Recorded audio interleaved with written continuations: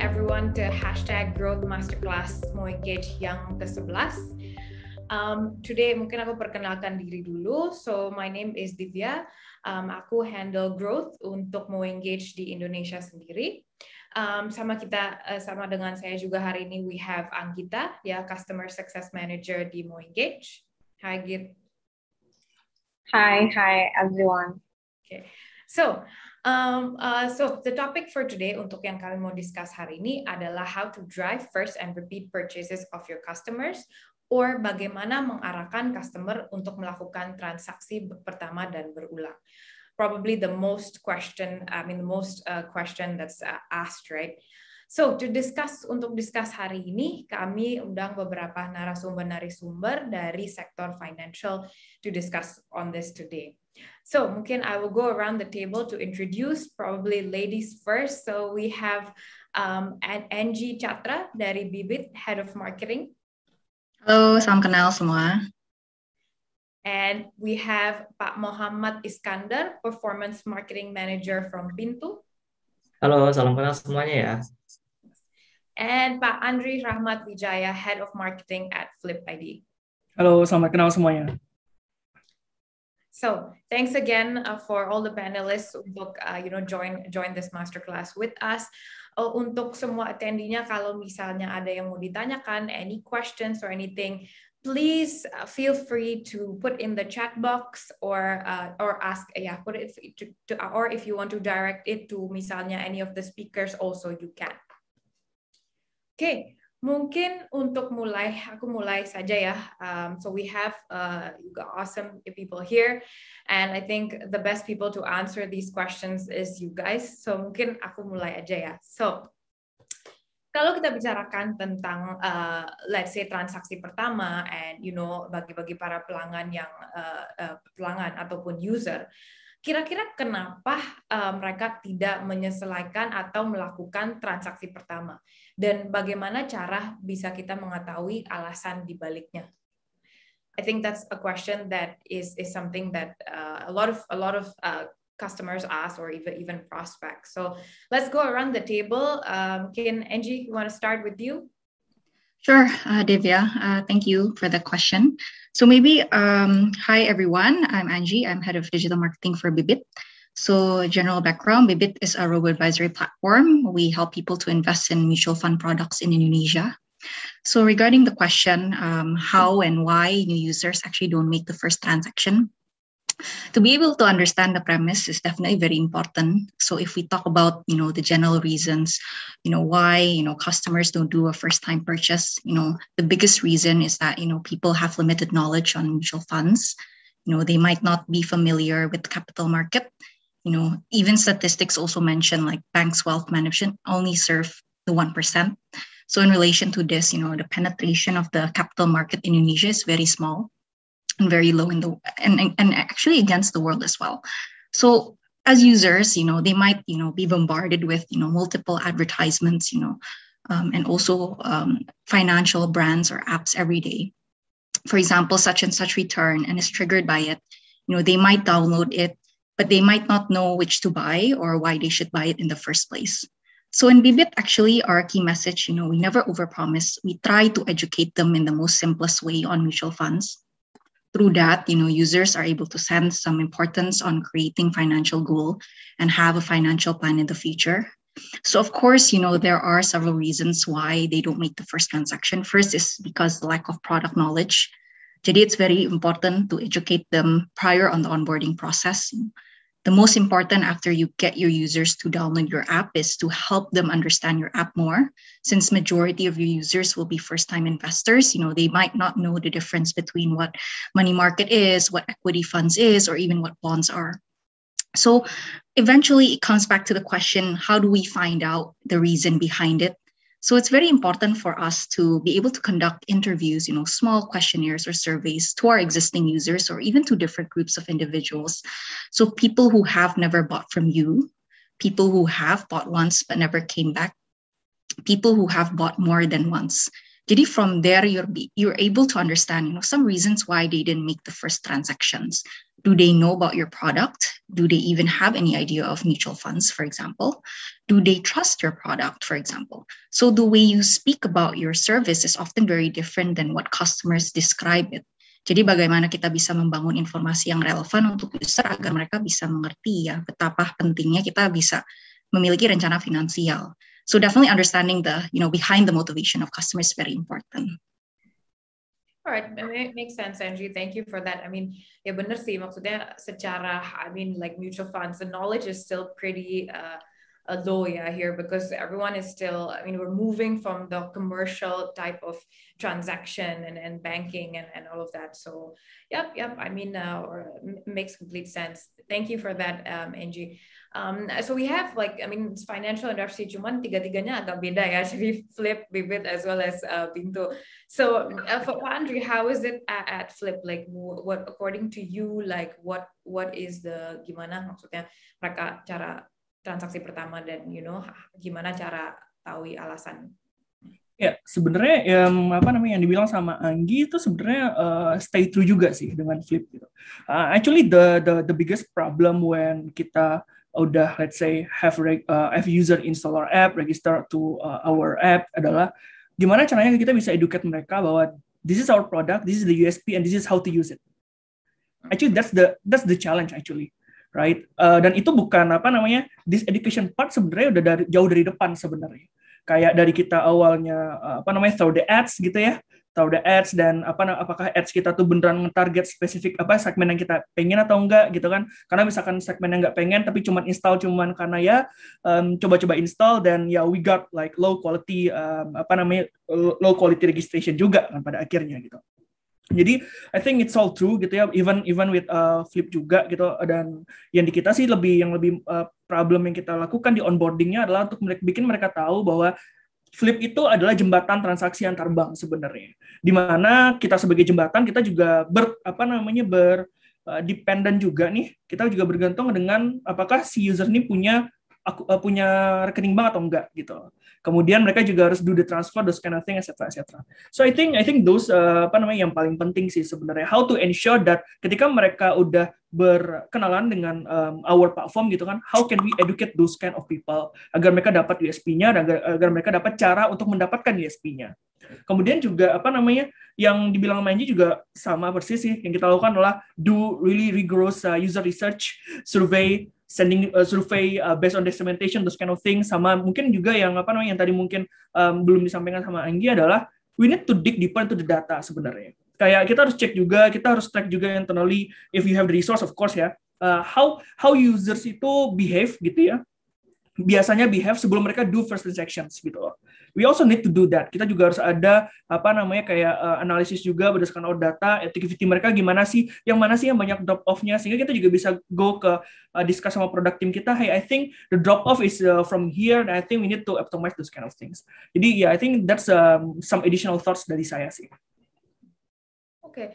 Thank you, Pak Andrew. So I guess it's more about maksudnya like Bu Angie said, right, like doing surveys to make sure bahwa ini user ini apa mereka ngerti gitu, like pas mereka download aja, like jangan download aja, but you actually understand what this can do gitu kan. Okay, so Pak Iskandar, how is it for you? Crypto, it's a new adaptation and Ya, kalau Bibit atau Stockbit itu kan mutual funds atau saham lah ya. Itu kurang lebih industrinya udah lama banget, udah puluhan tahun. Jadi orang kurang lebih udah paham lah, at least dengar gitu. Tapi kalau kripto baru santer terdengar tuh kayak baru 2 tahun belakangan ini. Cuman 5 tahun lalu juga sempat naik gitu ya. Jadi agree juga dengan Angie, dengan Andre juga bahwa kita harus sebenarnya dari funnel pertama dari ads-nya itu sendiri kita harus offer itu yang benar-benar sih ads-nya sesuai dengan produknya gitu. Nah, kenapa kalau misalnya kita tidak offer ads sesuai dengan produknya itu bakal mengakibatkan drop off di app kita, karena mereka ketika install app ternyata yang dijanjikan tidak sesuai dengan yang di offer di dalam app-nya. Misalkan kita misalkan kita promo, misalkan ada diskon atau ada APR rate-nya tinggi gitu. Ternyata dia nggak ada. Nah itu bisa salah satu kenapa mereka drop off dan nggak jadi transaksi. Cuman tambahannya di sini kita juga harus lihat nih dari sisi app-nya, apakah app-nya sendiri itu nggak semuanya dari sisi misalnya dari sisi marketing atau dari sisi CRM-nya ya, tapi juga harus dari sisi misalkan dari sisi usernya, bisa jadi mereka unstable network gitu ya. Terus dari sisi app-nya misalkan error gitu ya. Terus misalkan not convinced enough lah dengan copy-nya di dalam app kayak gitu. Nah, untuk cari tahu alasannya sama seperti Mas Andri sama Bu Angie, itu biasanya funnel analysis dulu dari pertama kali dia itu seperti apa behaviornya. Yang penting paham behavior usernya seperti apa, dan kita harus segmenin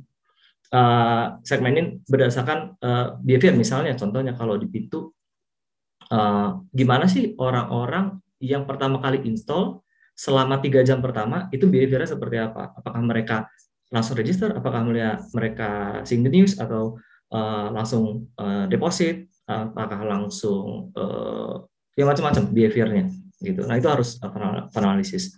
Habis itu kalau kita nggak ketemu di funnel analysis, kan itu data. Nah kita langsung tanya usernya, ya jalan terakhir ya survei gitu sih. Oke, jadi basically untuk pertama adalah kita identifikasi dulu kenapa dan di mana user itu tuh drop off, untuk basically be able to retarget them untuk ya tahu alasan apakah mereka balik atau kenapa mereka tidak balik melakukan transaksi atau tidak ya. Oke. Makes sense. Thank you, Pak Iskandar. I think that brings me to my next question, which is, kita udah tahu nih, misalnya, let's say user drop off-nya di mana and stuff like that. Tapi bagaimana cara berinteraksi atau engage dengan pengguna baru atau user yang baru untuk mendorong mereka melakukan transaksi pertama? Any particular campaign? Apakah ada mungkin campaign menarik yang mungkin any of you are working on right now, or that you have been doing? Anyone? Pak Andri? Okay. Mungkin kalau dari Flip dulu ya. Kalau dari Flip itu kita tuh selalu ngelihat dari sisi funnelnya dulu kan, seperti yang dibilang Mas Iskandar gitu ya. Funnel itu kayak gimana? Nah kemudian yang kita lakukan adalah ya we do based on those funnel analysis gitu ya, dan juga based on dari user research dan sebagainya, kita tahu kan kenapa mereka drop off gitu ya. Ketika let's say mereka register tapi mereka tidak melakukan transaksi pertama gitu ya, itu berarti ada beberapa hal yang bisa kita lakukan untuk mereka. Let's say based on data, ternyata problemnya adalah di product education gitu ya. Nah berarti yang kita lakukan adalah kita harus kasih tahu nih mereka dalam spesifik timeline gitu ya, bite size information terkait dengan our product USP.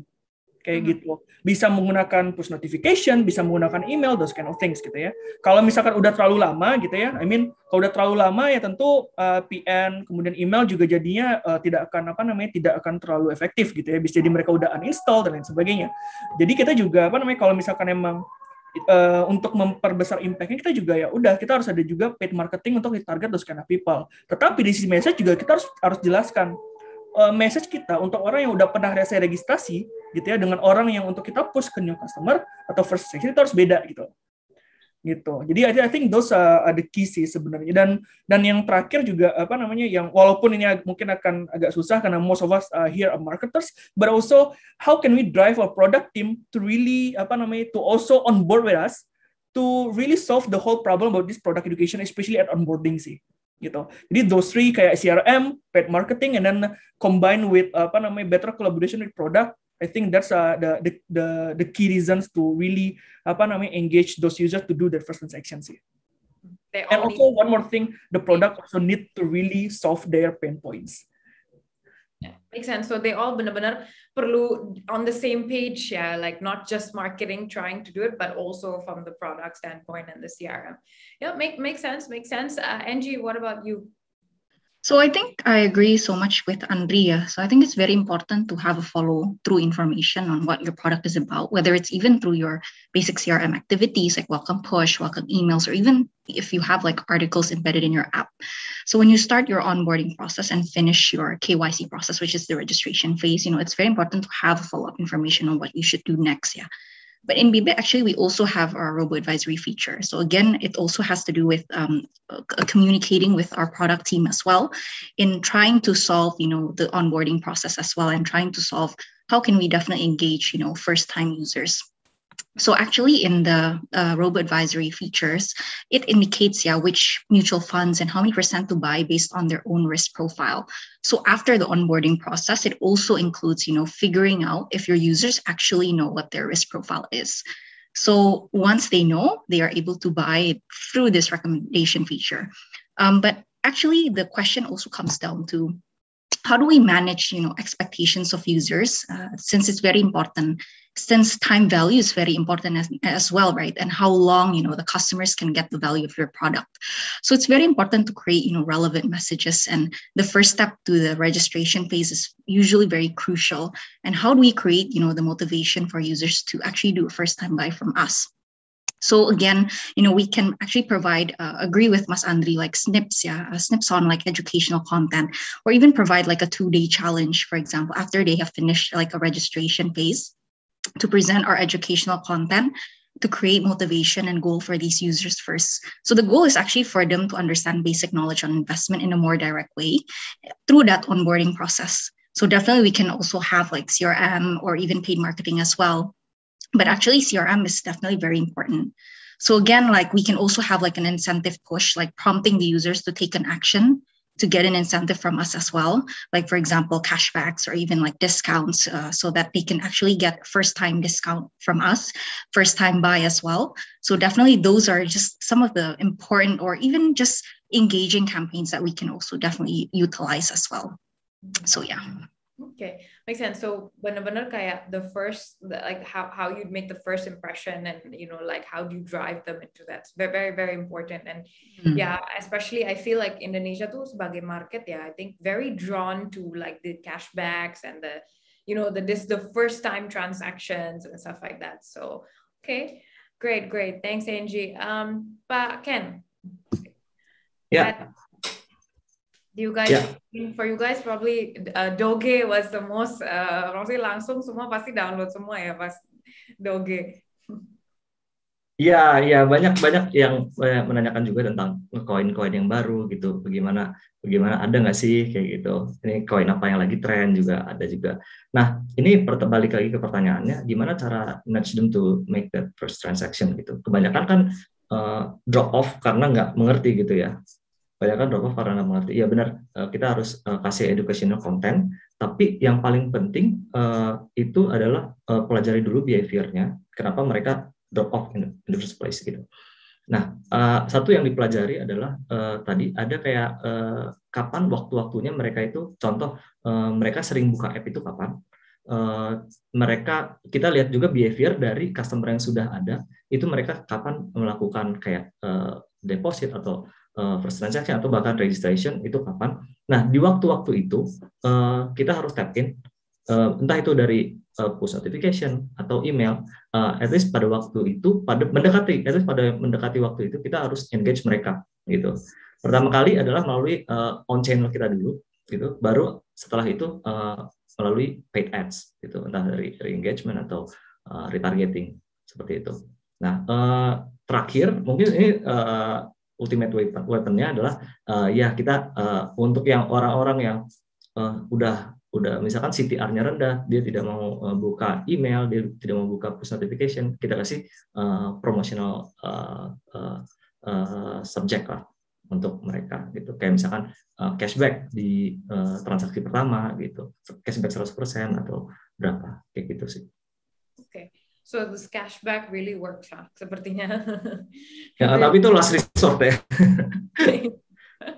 Iya, jadi kita nggak kasih kayak misalkan untuk pertama transaksi, untuk pertama yang udah harus yang baru registrasi gitu, kita nggak langsung dapat cashback gitu, enggak. Mungkin di campaign tertentu aja, kayak misalkan kalau ada pas payday gitu, campaign payday pas orang gajian itu untuk campaign ATL gitu. Tapi kalau yang untuk tidak pada saat tidak ada campaign, kita harus melakukannya, kita harus lihat promotion budget juga kan, harus bagi-bagi kayak gitu. Of course. Takutnya nanti melewatin budgetnya juga, itu serba salah jadinya. Iya, kadang ada orang yang convert dengan sendirinya di masa yang akan datang kayak gitu. Okay.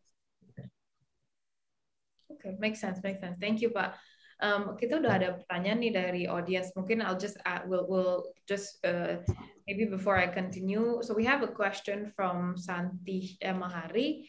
Hi speakers, dari pengalaman kalian saat ini apakah dapat di-share dalam jangka waktu berapa lama setelah install apps mayoritas XX% populasi melakukan first transaction?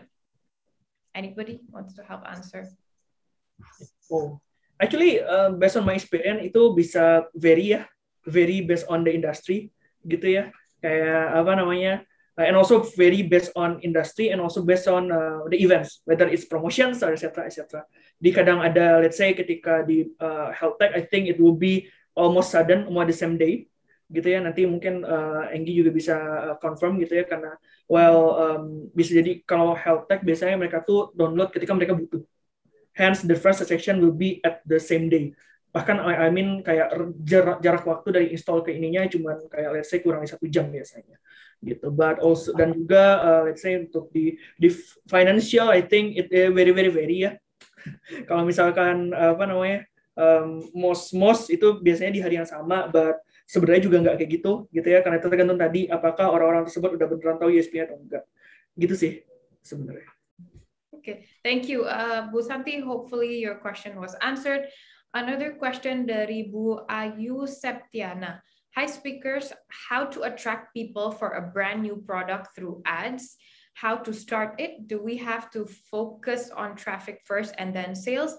I usually manage a well-known brand. So I think that's a good question. Definitely, if you are a new brand, you have to have like your value proposition first. What is actually your key message that you want to try to portray as well and also convey in most of your ads. But basically, I think the most important is definitely you can go for like awareness campaigns first, reach campaigns, all the upper funnels, which is driving traffic as well. Once you get a lot of users to visit your site or even visit your landing pages, definitely that's when you can optimize for lower events as well, leading up to probably purchase or even leading up to leads as well. So I think that's also very important to also understand. Thank you, Angie. Bu Ayu, hopefully that answered your questions. We still have a few more questions, but mungkin I will get to that later. So I think let's continue first. So my next question to mungkin para panelists here is bagaimana you guys engage atau membuat hubungan ya or relation dengan para user ataupun pengguna baru, new users, untuk mendorong mereka melakukan pembelian berulang. Meaning, how do you make them menjadikan mereka pelangganan setia? Gitu. Jadi nggak hanya cuma first transaction, tapi gimana caranya untuk benar-benar make them into benar-benar user that's yang setia lah. Gitu. Pak Ken, you want to go first? Yeah. Oke, ini engage and create relationship. Pertama, again kita balik lagi ke behavior first. Apa yang mereka suka dan apa yang mereka tidak suka dan apa yang mereka mau gitu. Contohnya kalau misalkan di pintu, kalau mungkin di financial industry orang tertarik dengan price and news misalkan. Ketika harga naik atau ketika harga jatuh, kita kirim sesuatu, orang bakal lebih sensitif terhadap itu. Jadi CTR bakal lebih tinggi. Seperti itu. Nah, pada saat itulah kita bisa behavior buying-nya bakal lebih banyak karena mereka buka app lalu mereka melihat oh ya benar harganya lagi turun atau lagi naik, mereka langsung beli kayak gitu.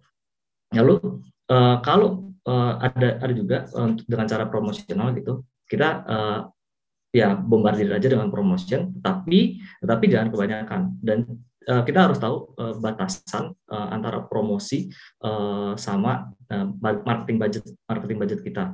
Kita selalu melihat bahwa yang penting adalah ketika CAC harus lebih kecil daripada CLV-nya. Intinya kita harus tahu bagaimana kita harus memanage bagaimana agar customer itu spending lebih banyak daripada cost yang kita keluarkan untuk mengakuisisi mengakuisisi dia. Itulah yang harus kita lihat atau kita pertimbangkan untuk marketing spending kayak gitu. Lalu ketiga itu ada di campaign tactical dan follow the trend aja. Misalkan kalau lagi ada TikTok yang lagi tren atau berita yang lagi tren, kita ikutan, orang juga bakal lebih sensitif. Seperti itu sih. Okay, and in your experience melakukan ini benar-benar membawa user balik into your app and bertransaksi ulang. I think that helps. Iya, definitely. Itu terutama sih kalau yang paling works adalah yang ketika kita tahu apa yang di what customers want, gitu aja. Gitu. Kalau kita pas antara apa yang mereka tahu dan apa yang kita offer, itu kemungkinan kebanyakan membawa CTR atau transaction lebih banyak. Makes sense. So understanding your customers and then accordingly engage based on that. Yeah, makes sense. Yeah. Pak Andrew, what about at Flip? So at Flip, actually, we are a product-driven companies. Yeah, I mean, what we are always believe adalah good experience number product will generate loyalty, which actually that's fortunately that's the case with Flip actually. We started really small back then, I think, and then we generate this hardcore loyal users that will benefit us and then become our ambassador at some point. So actually that's from our perspective at Flip, that's the key reasons. It's to ensure that your product really will solve the pain points for your users, right? And the experience is as smooth as possible. So the definition of smooth here adalah kita harus bisa manage ekspektasi mereka di depan. Karena kalau misalkan teman-teman di sini tahu, dulu itu Flip itu mereka ada sistem antrian gitu ya. Tapi yang kita lakukan adalah, hey, kalau tetap mau untuk menghilangkan this 6.500, ya udah bisa mau antri ya gitu. So those communication upfront dan juga those clarity itu yang bikin our user itu becoming more and more loyal with us gitu ya. Dan baru paling I think in the last 1 year yang kita baru mulai fokus untuk aside from building great products gitu ya, kita juga do this CRM campaigns, and even I think in the last 3 months we also try to do retention campaign, especially on paid marketings gitu. But at Flip actually internally we always believe that if our product is good enough, right, and also fair enough for the users, then they will come back naturally.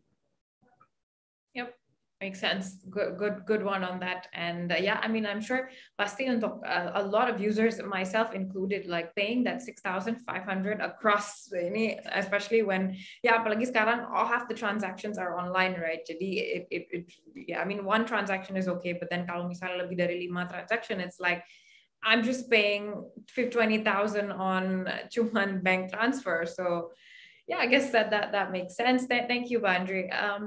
Bu Angie, what about at Bibit? Like, how do you guys, make sure that your users come back? Yeah, so I think first is we have to really segment you by avatars as well. Knowing your persona differences, knowing your customers a lot. Your transaction differences in personas can actually teach you who your target audience are and where to double down. Jadi segmenting by action taken juga based on different actions can usually indicate what your aha moment is for users. And also actually we can definitely embed like compelling promos that you can also have and also partake. So like whether it's a monthly cashback that usually you can drive more repeated transactions can definitely also help. So when we actually know the take-up rate of the promo, it's when we know like where to double down and reduce the promo as well. So creating an incentive for users usually helps in encouraging them to buy repeatedly again. Also, again, when users actually receive a push notification based on how many users have transacted the same product, sometimes it also gives motivation for them to continue buying or start buying again. So that's also some ways or actually engaging campaigns that we can definitely do. But in Bibit, actually, we also have a Nabung Rutin feature. So in which through that feature alone, it enables users to automatically invest routinely in our app.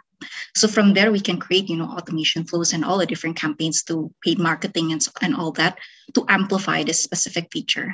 But it's also already part of the product in Bibit as well. So yeah. Okay. Okay, yeah. I guess it's like, oh, saham ini lagi rame nih, and then everyone just, everyone mau ikut-ikut. So I guess it makes sense. And especially here, like a lot of people follow, right? If you can tell somebody that, oh yeah, this is what people are buying, I'm sure they also mau ikut-ikutan kan most of the time. So, all right. So thanks guys. That brings me mungkin pertanyaan yang terakhir dari saya. Abis itu we have a lot of questions from the attendees. Thank you so much yang drop in your questions. Right after this question, I will get to that. Okay. So yang dari saya mau last question ya. Apalah adalah definisi Anda dari kalimat keberhasilan transaksi pertama? What is your key metrics of the first transaction?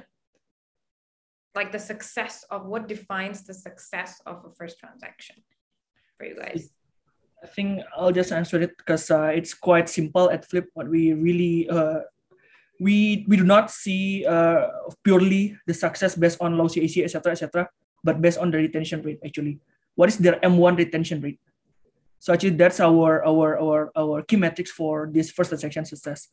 If kayak kita dapat volume gede gitu ya, tapi 1 bulan setelahnya kita lihat this volume ternyata retentionnya rendah gitu ya, well that's not a success things gitu ya, because it just will keep you burning money kan, gitu. Because at Flip we believe that good retention will fuel our growth. I think furthermore, like we want to have those growth loops where highly retention users, right, will become our ambassador who refer us to other users, and it is proven with us. So I think that's the success of first transaction based on our definitions. Okay, so it's retention for you, right? If they basically correct. Okay. Pak Ken, what about for you? I think it is the same for us. Number of transaction itu jadi yang utama. Misalkan mereka melakukan first transaction dan retentionnya jelek gitu, itu sangat tidak bagus itu. Jadi drop off gitu. Misalkan 1 minggu kemudian mereka tidak transaksi gitu. Jadi penting pertama number of transaction-nya dari M+1 sampai M+6 kalau di kita gitu, karena kan mereka kalau crypto sama kayak exchange yang lain buy and sell gitu, ekspektasinya banyak number of transaction-nya. Lalu kedua adalah average basket value mereka, berapa yang mereka transaksikan, seperti itu. Setelah itu yang terakhir adalah deposit mereka, karena kita ada deposit berapa pertama kali mereka deposit, itu sebenarnya tidak masalah, sama seperti yang Mas Andi bilang tadi, berapa transaksi pertama kalau misalkan gede tapi ujung-ujungnya berkurang gitu, itu tidak bagus. Nah ini deposit yang selanjutnya, misalkan merasa puas dengan app-nya, mereka certified with the app, and then mungkin second deposit, and then third deposit, habis itu mereka pasti transaksi lagi, seperti itu berulang terus gitu. Itu kalau dari crypto trading. Okay, Pak. Thank you. It makes sense. I guess the pool juga, the pot also makes a lot of difference kan, how much people are willing to invest, so to say, right? That also is success gitu kan. Okay. Is it similar? Termasuk baru. Yeah. Is it similar, Bu Angie, for you? Yeah. So I think we have to be able to measure like retention loops, like trigger volumes as well. How many times does the trigger fire over a period of time per use as well? Knowing the percentage, of people who respond to even your transaction notifications, or even through your ads, paid marketing as well. And the action rate is also very important. So I think even if we were to use a promo as well, like what is the take-up rate of a promo to be able to probably also like push through like the first transactions. So once we know the take-up rate of the promo, we know the efficiency as well, whether it works or not, whether it doesn't work. So I think those are just some of the key factors, in determining the success of the first transaction as well. So yeah. Okay, thank you. This is really great. And so now we have so many questions. Where do I start? Okay. So I'm going to go to the Q&A. Mungkin, guys, you can also go and type the answer in case we don't have time. Okay, so we have a question from Mirna Magetsari, sorry. How do you guys educate, building trust, and convert the customer to finally do the first transaction and even repeat purchase? Please give technical actions to do so. I think we answered this somehow already. Bu Mirna, hopefully dari pertanyaan saya udah kejawab ya. Right. Next question. So Pak Ivan, how do you make the customers interactively using your services? How do you ensure their loyalty throughout your services in the forthcoming? Maybe I can help to answer. So in Bibit, actually, we have like different activities as well. We have Bibit Academy as well. That's also part of the educational content that we try to also promote and also try to educate a lot of these users, especially for first-time users.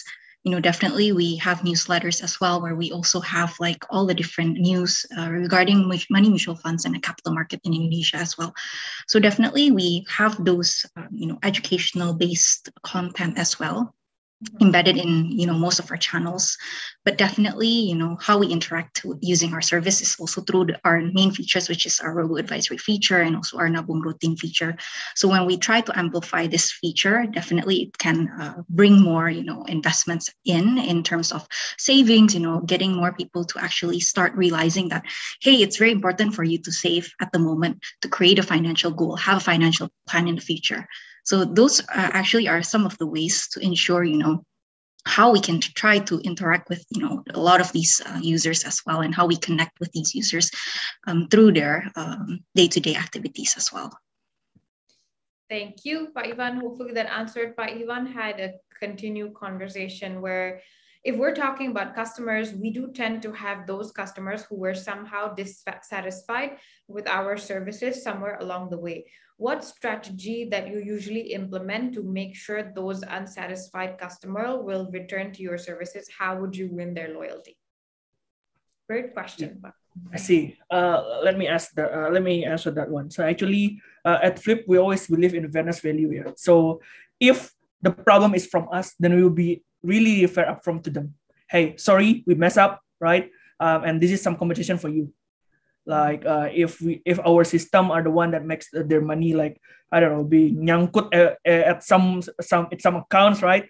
Then you just say them, hey, sorry because of those issues, etc. And we want to like compensate to that. Kadang kita kasih saldo, etc. But then we always we always want to be true with our our value sebenarnya. Kalau emang ya mereka bermasalah, dan ya kita say sorry. I mean I think that's one of yang agak jarang ya. I mean a brand really bring those humility towards their users. Kayak say sorry to your users, etc. But I think that's at Flip that we think we do differently. Gitu. Jadi once mereka bermasalah, okay, we say sorry, and then we engage them. Kita tanya how can we really win them again. We we make a conversation with those kind of people. If mereka emang nggak bisa lagi, ya wes, we cannot really force anything, right, to anyone. So yeah, I think that's one of the key things that we do at Flip. Like ya udah salah nggak apa-apa. Yang penting own up to it, apologize, and right. Give something in return. Yeah. Thank you for that. Pak Andri, there's a question for you, especially question for Flip. We can assume not all bank account user care too much about 6,500. How do you target those kind of users that might not find your USP to be valuable at first glance? How do you acquire plus activate them? Okay. First, we create a product based on the market, right? So this just easily mean that this is not our target market. So why bothers? Why bothers now? I mean, why do I need to focus now? While I still have like based on the market research, based on the total market data, based on Bank Indonesia data, we still have this many person like that really care about the issue. So which is majority of the people, I can say. So yeah, I think that's the short answer. Why bother? That's true. You have your target market already, so I guess why bother? Okay, thanks, Pak Ezra. Hopefully that answered your question. Another question, Bu Cindy Dwi Kurnia. Hi speakers, apa framework yang kalian pakai untuk nentuin strategi yang bisa lead the brand jadi sustainable dan selalu jadi pilihan people? Jadi kayak loyalitas konsumen supaya tetap memilih brand kalian. Adakah time mapping yang mungkin kalian buat untuk setiap campaign yang kalian lakukan? Anybody? So I think in Bibit, we also have, a plan, a mapping plan for brand plan as well, for the entire maybe quarter and also for the entire 6 months, but we do also a monthly campaigns and we do plan it out very carefully as well. What do we want to try to convey, what types of key messages and value propositions that we want to have, to try to also segment different users. Who do we actually want to approach? What are the consumers' pain points at the moment? So when we try to understand, day by day basis as well, and even monthly basis as well, we try to create, a campaign specifically for these types of users and segmentations as well. And from there, actually, we can create, more loyal users as well. And we can create more activities regarding, loyalty programs and even for loyal campaigns as well to push even for multiple transactions. So, yeah.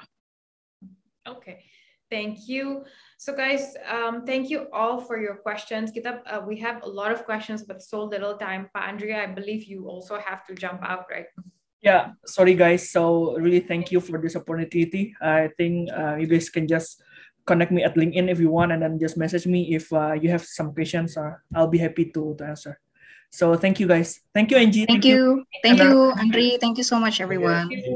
So guys, Angie, I think we can do one more question, and then I will give the stage to Gita, our customer success manager, untuk just go over our MoEngage dashboard to show how we can do this on the dashboard. So I guess one more question. I'm just going to pick randomly. Yeah. Okay, but alright, let's say Pak Raiden. Hi speaker, saya dari perusahaan kesehatan. Bagaimana caranya agar konsumen itu bisa mengenal dan mau untuk mendownload apps kita selain dari iklan di TV? Bagaimana caranya agar mereka juga mau menggunakan apps kita hingga paham sehingga dari new customer bisa menjadi loyal customer? Mungkin saya bisa bantu menjawab. Jadi actually for, definitely in health apps, it's very important to also know what your main features are for health apps. Is it telemedicine? Is it, booking doctor? Is it definitely health-related information? So what are these features that we want to try to convey to the users and even customers? And actually, what do customers actually look for? Is it the pain points? Is it, for example, they are sick at home, they can't go to the hospital, they need some quick medicine, to definitely reach out for us to reach out to them as an example. So definitely we have to try to convey that message in different areas, channels. We can use paid marketing, CRM, we can use offline marketing as well. But definitely that's how we push towards, downloading our app. Is it is it free? Like, for example, telemedicine, free of charge as an example for specialty doctors, or do we have to have a significant amount of budget that we have to also allocate for it? So definitely those types of, value propositions we can definitely highlight to definitely push more for downloads in our, or even in any apps, actually, in mostly for health tech or even for fintech as well. So yeah. Thank you, Angie. Pak Raden, hopefully that answered your question. Last one, question from Fikri Azani. Setelah membagi segmentasi berdasarkan perilaku, bagaimana pengalaman dalam mengembangkan customer journey?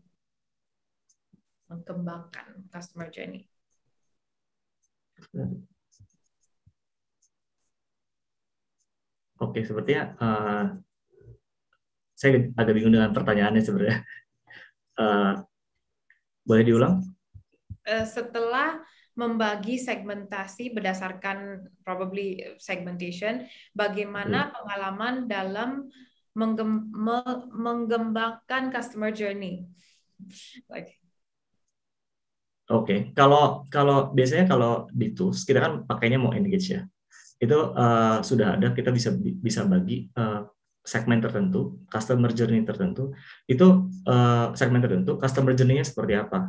Misalkan, apakah mereka kalau misalkan kalau di pintu ada misalkan mereka sukanya belinya Bitcoin aja gitu. Mereka percaya hanya pada satu koin, misalkan Bitcoin aja atau Ethereum aja. Tapi juga ada yang randomly kayak beli asalkan harganya naik, mereka pasti beli. Asalkan harganya turun, mereka pasti jual. Ada juga mereka yang beli randomly gitu. Nah, untuk mengembangkan itu kita harus juga tap in dengan apa yang behavior mereka. Misalnya mereka sukanya beli Bitcoin, maka promotional itemnya yang kita kasih adalah Bitcoin. Gitu. Kalau misalkan Ethereum, kita kasih ya Ethereum. Kalau misalkan mereka suka semua, kita bisa kasih kayak misalkan cashback untuk semua pembelian. Seperti itu sih. Jadi kita ada follow up berdasarkan masing-masing segmen tersebut. Oke, thank you Pak Iskandar. Terima kasih semuanya. Mungkin untuk pertanyaannya, mungkin waktu kami sudah habis. Now I will mungkin kasih stage-nya ke Gita, Customer Success Manager Moengage, untuk go over di dashboard Moengage, gimana caranya kita bisa identifikasi user drop-off-nya di mana, dan bagaimana caranya kita bisa make them melakukan transaksi pertama dan berulang. Again, Angie dan Pak Iskandar, thank you. Terima kasih banyak for your time. Thank you so much. Feel free to stay or you can leave. That's up to you. Thank you. Thank you so much, everyone. Bye-bye. Hello, thank you, Dev. So I think I will just start to show Moengage dashboard. Halo semuanya. Okay, so semoga tadi nggak overwhelm ya sama yang udah dijelasin sama speaker-speaker sebelumnya. Jadi untuk saat ini saya berada di Moengage dashboard dan yang saya perlihatkan saat ini adalah bagian dari analytics Moengage.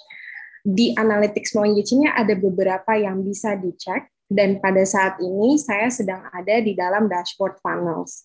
Funnel sendiri ini adalah di mana marketers dapat melihat bagaimana drop off atau juga conversion dari masing-masing journey.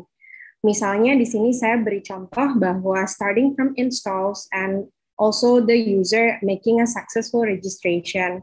Untuk mungkin untuk di fintech ini lebih common ya, seperti ada QYC initiated and also QYC completed.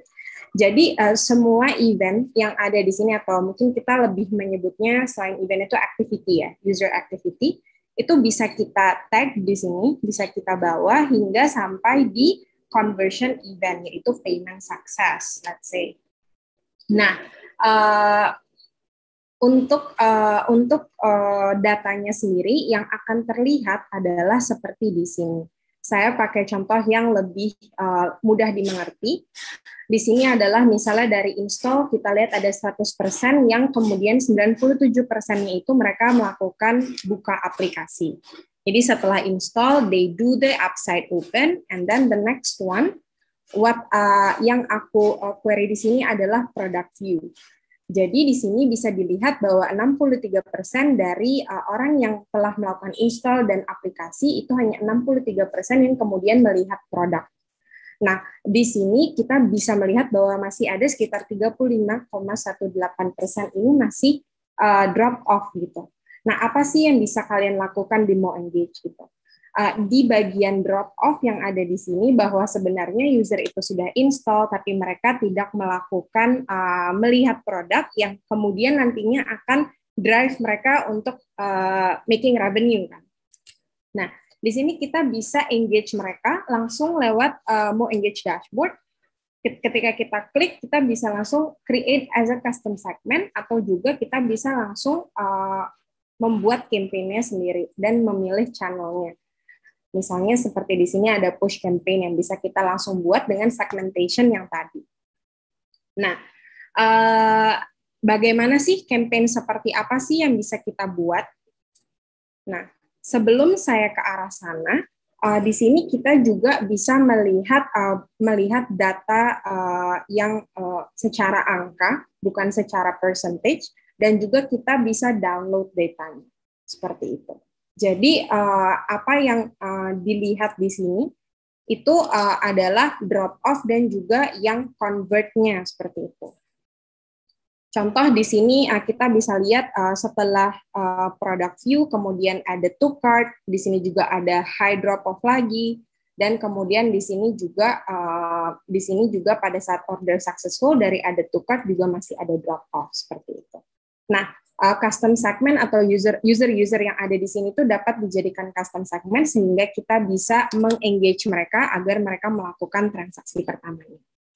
Nah, kemudian mungkin saya akan jump untuk another level of analysis yang mau engage juga punya. Di sini kita punya namanya user path.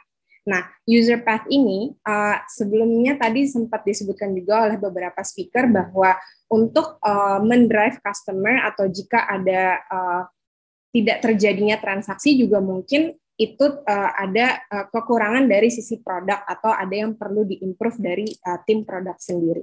Nah, biasanya user path ini juga tidak hanya digunakan oleh marketers, tapi juga digunakan oleh tim produk untuk melihat sebenarnya gimana sih journey realnya user gitu. Setelah mereka install, what are actually happening gitu.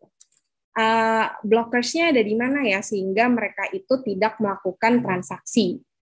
Nah, seperti contohnya di sini saya melakukan starting with install dan ini juga parameternya bisa diganti, bisa menggunakan starting atau menggunakan ending gitu. Kita bisa melakukan contoh pertama yaitu starting with install, kemudian kita bisa show user path analysis ini untuk semua user ataupun kita bisa refilter lagi, misalnya refilter user yang install pada saat waktu tertentu, misalnya di sini install di let's say in between date tertentu hingga date tertentu seperti itu. Tapi untuk lebih mudahnya sekarang saya akan pakai all user saja. Tapi ini possible untuk digunakan refiltering user.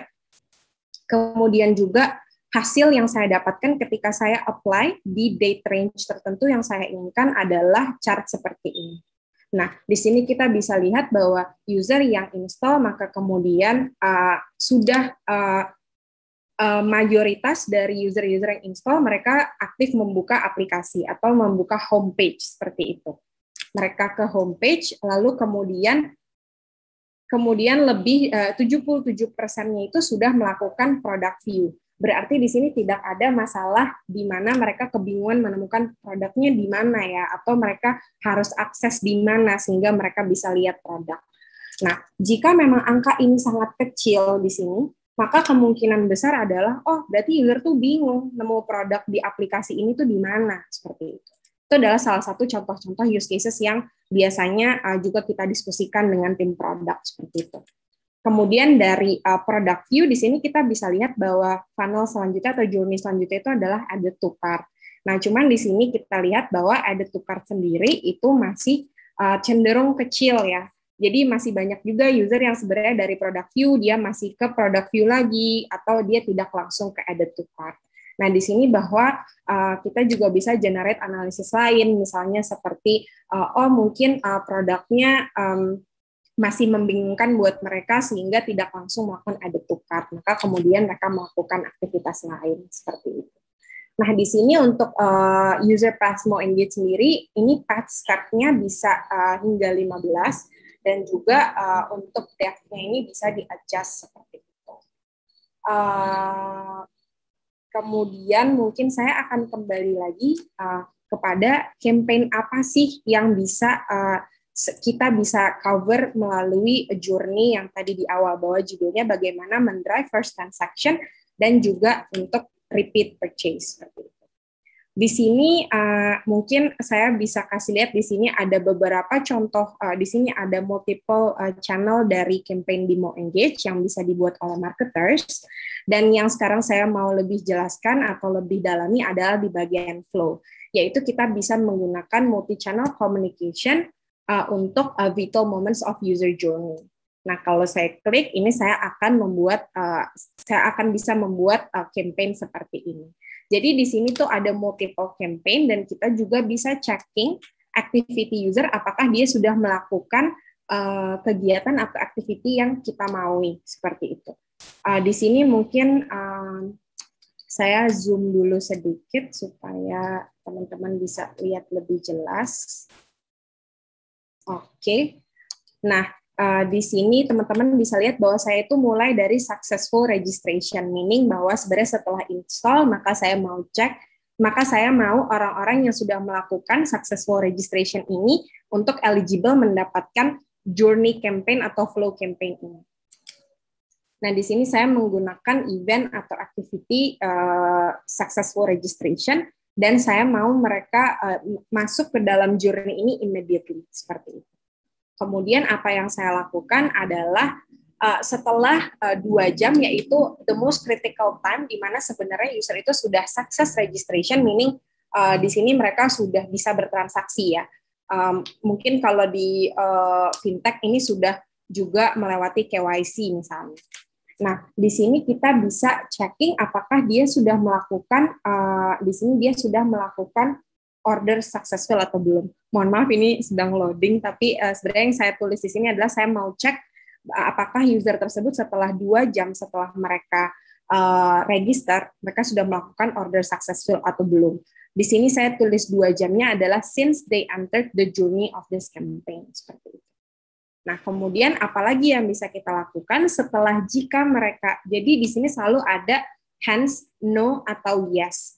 Jadi ketika kita checking apakah user itu sudah melakukan order successful or not, di sini kita bisa, jika mereka belum melakukan, maka kita send push pertama untuk drive customer melakukan transaksi. Contoh pushnya misalnya seperti ini. Contoh pushnya misalnya seperti ini, masih belum mulainya, yuk transaksi dengan kami, cek produk rekomendasi kamu di sini. Lalu kita bisa arahkan mereka ke dalam produk-produk terbaik. Misalnya jika itu produk bonds, maka kita bisa kasih seperti itu. Produk apapun sebenarnya. Jadi mungkin kita bisa kasih ready page yang mereka bisa lihat apa sih produk rekomendasi dari aplikasi tersebut. Kemudian dari situ kita bisa cek lagi. Oh, jadi mungkin saya harus agak ke kiri sedikit karena di sini juga saya jika memang sudah dari awal melakukan order successful, maka kita bisa kasih send push gratification. Gratification di sini adalah kita kasih tahu bahwa pembayaran kamu sukses dan kita juga bisa kasih voucher code untuk transaksi mereka selanjutnya. Yang di sini itu lebih mengcover untuk use cases transaksi berulang seperti itu. Contohnya seperti ini. Lalu kemudian saya kembali lagi ke bagian setelah kita drive mereka untuk first transaction, tapi ternyata ketika kita cek, mereka belum juga nih melakukan transaksi. Nah, kalau yang di atas kita cek setelah 2 jam, biasanya kita akan beri waktu lebih lama lagi. Misalnya di sini saya beri waktu 24 jam setelah pertama kali mereka selesai registrasi. Nah, di 24 jam ini jika ternyata masih tidak juga, di sini mungkin kita bisa kasih one time offer seperti transaksi pertama dengan diskon yang dengan welcome discount seperti itu. Nah, apa yang biasanya dilakukan marketers di sini adalah memberikan juga hal-hal seperti urgensi ya. Jadi contohnya di sini saya bilang bahwa gunakan kode voucher ini tapi hanya berlaku untuk 2 hari saja. Jadi ini adalah masa-masa kritikal di mana kita bisa engage dia menjadi active user gitu. Dan di sini juga action-nya mungkin kita bisa langsung kasih kembali ke misalnya produk-produk yang memang bisa digunakan dengan misalnya kan ada untuk menggunakan welcome voucher ini kan ada transaksi, ada minimum transaksi. Nah mungkin kita bisa kasih ke dalam ke page yang produk-produknya itu bisa menggunakan voucher ini. Itu salah satu contoh. Nah, jika memang setelah kita cek selama 24 jam, lalu kita cek lagi, kemudian setelah push kedua, kita cek lagi dalam waktu 48 jam, jadi 2 kali lipatnya lagi, itu dia masih belum melakukan transaksi juga, maka apa yang bisa kita lakukan adalah melihat apakah user tersebut melakukan intermediary event atau intermediary activity. Di sini intermediary activity yang saya pilih adalah create checkout. Di create checkout ini saya juga mau melihat, jika mereka tidak melakukan order successful, maka apakah mereka melakukan intermediary checkout. Atau misalnya teman-teman juga bisa pilih, mungkin kalau checkout ini sudah hampir banget bayar, teman-teman bisa aja pilih ini product view seperti itu. Jadi paling tidak kita tahu sebenarnya mereka tuh nggak cuma ada di homepage, mereka juga explore kok produknya. Kita bisa lihat bahwa mereka executed product view in the past 2 days, dan kita mau further evaluate ini in the next 24 hours seperti itu. Jika mereka melakukan ini, tapi ternyata masih belum juga melakukan, mungkin di sini saya bisa tambahkan lagi di sini untuk condition, yaitu has done event order successful lagi, yang kita cek selama 72 jam, yaitu dikalikan lagi. 72 jam dari pertama kali mereka enter the journey. Nah, jika memang masih belum juga, harusnya ini di sebelah kanan ya teman-teman. Tapi ini jadi langsung berubah.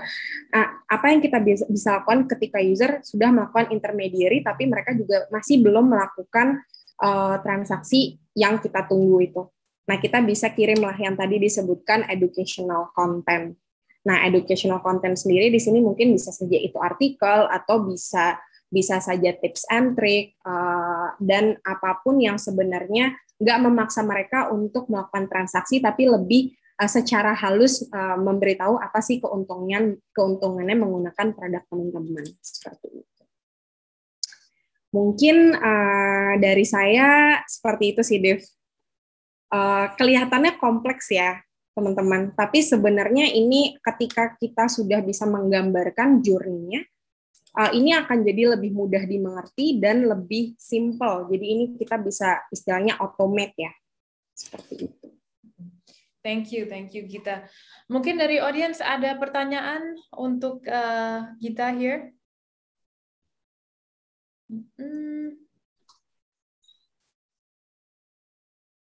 Okay, I think tidak ada pertanyaan. Mungkin thank you so much, terima kasih para attendee yang join hari ini. Kita agak lewat waktu 5 menit, tapi hope you got good insights. I think ada satu pertanyaan nih dari Pak Adi Sadewono. Dari journey ini, apa bisa langsung terbuat UI UX di mobile-nya? UI UX di mobile-nya, misalnya seperti in-app seperti itu ya Pak. Kalau misalnya UI UX di mobile-nya, mungkin yang saya mungkin kurang ngerti maksudnya UI UX di sini, tapi kalau misalnya tadi yang saya lihatin itu hanya push campaign, nah itu sebenarnya ada multiple campaign yang bisa dilakukan di dalam journey yang sama. Misalnya ketika user itu tidak membuka push, kita bisa kirim misalnya in-app banner di dalam aplikasinya. Sehingga sebenarnya banyak sekali channel yang bisa dilakukan dan bisa ditambahkan ke dalam journey yang tadi saya gambarkan. Seperti itu. Thank you Gita. Ada satu lagi pertanyaan. Hi speakers, aku mau tanya, semoga belum ada yang bertanya hal ini. Apa yang dilakukan atau buat kepada pelanggan yang sudah tidak aktif transaksi? Mungkin saya aja yang jawab. Jadi kalau seperti itu biasanya ya berdasarkan klien-klien kami dan mungkin best practices dari kami, lebih ke kalau misalnya yang memang tidak aktif, mungkin kita cara engage-nya kita pertama adalah identifikasi dulu user-usernya siapa itu yang memang sudah tidak aktif. Nah, kalau misalnya yang sudah tidak aktif, dari situ kami bisa engage dengan mereka mungkin lewat email, ataupun kalau kita ada phone number-nya mungkin kami bisa kirim SMS, ataupun WhatsApp, atau bisa dari sejak push notification. Cuman, I think yang pertama adalah kita harus mengidentifikasi dulu secara user kenapa mereka sudah berapa lama sudah tidak aktif dan transaksi paling terakhir mereka lakukan apa. Jadi pas kami mau kirim campaign bisa benar-benar sesuai dengan kegiatan ataupun berdasarkan transaksi usernya yang pertama. Hopefully that answers. Okay. Mungkin kita udah lewat waktu 7 menit. Terima kasih semuanya untuk join sore ini. Terima kasih Gita, and look forward mungkin to see semuanya di masterclass yang ke-12, which is hopefully soon. Stay tuned on our website and our LinkedIn untuk growth class yang kedepannya.